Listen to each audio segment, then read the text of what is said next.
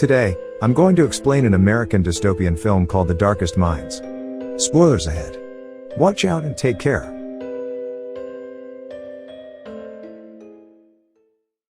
In the year 2043 in the United States, children and teenagers start to die because of a terrible disease that only afflicts children. This disease is contagious and spreads very quickly. However, this disease is only lethal to children but not to adults. As a result of this virus, 98% of children and teens die, and only 2% of children survive the disease, and the children who survive become abnormal. The disease triggers a special ability in these children which makes them dangerous. The government urges all parents to hand over their surviving child to a camp for healing and research. And at that time, the President of America, President Gray, claims that his son, Clancy, has survived the disease and is currently being treated at the camp for healing, and his condition is getting better. In the camp, doctors and scientists classified children and their disorders into 5 colors. First, it is the greens, for children whose intelligence has increased. The second is blue, for those who have telekinetic abilities. The third group is gold, who have the power to manipulate electricity. The first 3 groups are considered to be quite safe, and are only being treated in healing camps.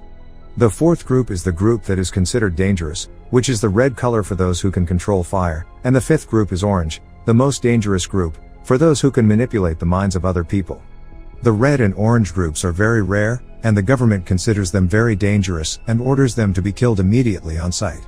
The film takes us to a setting where a little girl named Ruby is celebrating her birthday with her parents. They are worried because all the children around are dead, and only Ruby is still alive. At night, Ruby comes to her mother's room to calm her down, but suddenly she has a strange vision when she holds her mother's hand. In the morning, her mother does not recognize Ruby as her child anymore, and her mother calls the government to take Ruby away to the healing camp. Finally, Ruby is taken with the other children to the healing camp. Every child brought to the camp gets examined by the doctor to determine what abnormality they have. Ruby is taken to the examination where she is identified as being orange, the most dangerous group that can control other people's minds. Therefore, the doctor immediately wants to inject Ruby with lethal injection. But Ruby is able to control his mind and convince him that she is green, the ones whose intelligence has improved rapidly and is not considered dangerous. On the camp, there are 3 groups, green, blue, and gold, but there are no red nor orange, because they are all killed immediately on sight. Ruby then lives her life in the camp as a green. 6 years have passed. Ruby, who is working in the camp, is scolded by the camp captain for making a mistake. The captain feels that Ruby is more stupid than the other people there, and grows suspicious. However, Ruby's campmate tries to defend Ruby and insults the camp captain, which infuriates him, and as a result, the captain takes her away for punishment. The children are treated really badly in the camp. Later at the camp, frequency tests are often held. In short, this frequency test is a test that uses a very loud sound whose frequency can only be heard by the children. During this frequency test, Ruby faints, and she is taken to a doctor called Dr. Kate for further examination. From the examination, the officer finds out that Ruby is an orange. Dr. Kate secretly writes a note to Ruby that they have found out Ruby is an orange and will kill her immediately. And Dr. Kate tells Ruby to meet her in the boiler room. In a panic, Ruby then directly goes to the boiler room, and in there, Dr. Kate is waiting for her.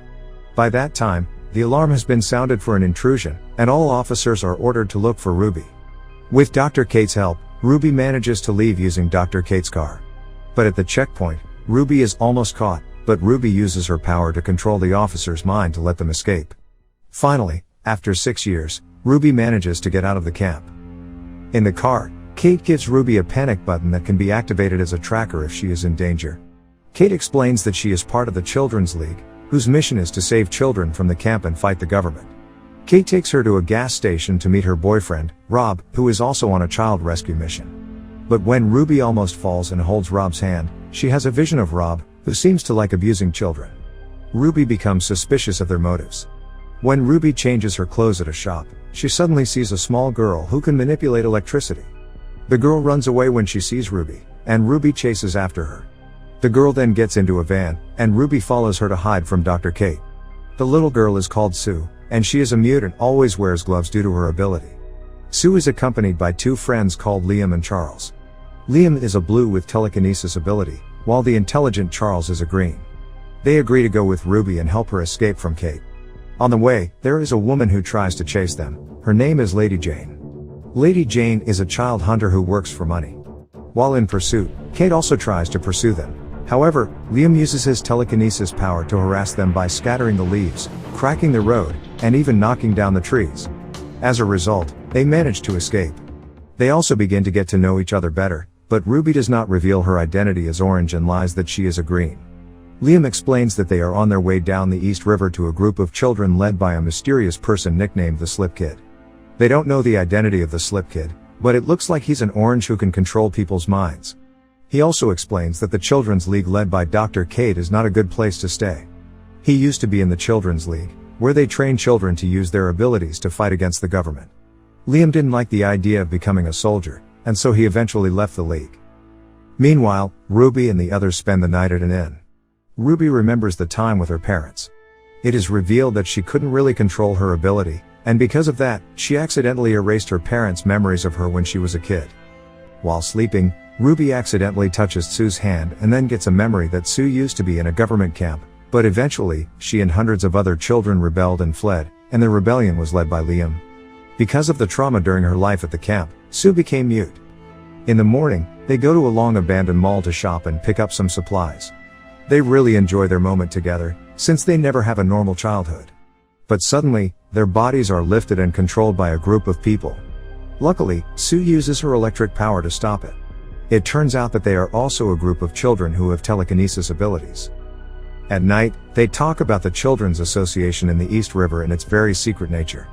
They know where East River is, but they can't tell Ruby and her friends the exact location because it's a secret they cannot tell.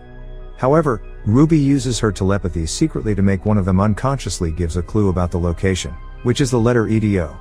Later that night, the genius Charles tries to figure out what EDO is, but he finds nothing. However, after speaking with Ruby about her father being a cop, Charles starts to realize that EDO might be a radio frequency. He concludes that E represents 5, D represents 4, and O represents 0. And he uses the number 540 for the radio frequency. Finally, they receive a message from the frequency and finds that the location is at Lake Prince, Virginia.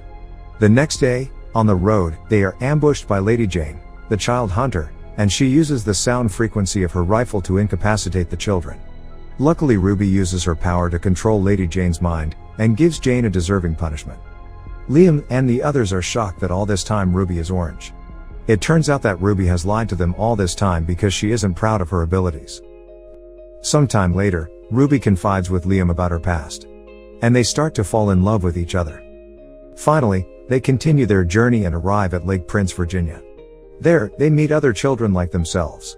They are so amazed because they haven't seen that many children in a very long time. They also meet the Slip Kid, and it turns out that all this time, he is the son of the president, Clancy Gray. Clancy is an orange, just like Ruby. At night, they have a party. Liam and Ruby dance together romantically. In the morning, they are all given an assignment, and Ruby is assigned to help Clancy. Clancy tells Ruby that he is one of the first people to survive the terrible disease, and the government used him to experiment to create a cure. But the doctor failed. And his father, the president, lied to the public that they had found the cure. Clancy eventually escaped and formed a children's association where all the children can live safely. Clancy then teaches Ruby how to control her power and control other people's minds without touching their hands, and Ruby finally succeeds. In return, Ruby teaches him how to erase people's memories. However, during this process, Clancy controls her mind and tries to kiss her. Ruby is distraught, and she hits him and leaves. Ruby and her friends finally decide to leave the place. But while on the run, they are ambushed by troops from the camp. Liam tries to fight back, but suddenly he becomes unconscious. It turns out that Clancy has made him unconscious. It is revealed that all this time, Clancy has been the mastermind behind it all. Clancy has contacted the camp captain to arrest all the children. Clancy has been manipulating his father, the president, and taking control of the government using his power. His main goal is to create his army of children with superpowers so that he would never get abused by anyone. Ruby then uses her power to make the camp captain commit suicide, and Sue controls the electricity to create a trick to escape. Suddenly armed forces arrive with helicopters to arrest all the children.